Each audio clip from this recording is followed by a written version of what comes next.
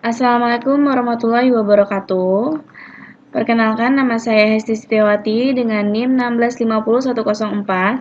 Sebelum saya mempresentasikan hasil penelitian saya berterima kasih kepada Bapak Supri selaku dosen pembimbing saya, dan terkhususnya untuk kedua orang tua saya yang telah mendukung saya sampai saat ini, sehingga saya bisa menyelesaikan hasil penelitian saya yang berjudul Sistem Pendukung Keputusan Penerimaan Kartu Belanja pada Toko Duafa Basnas menggunakan metode Elektre.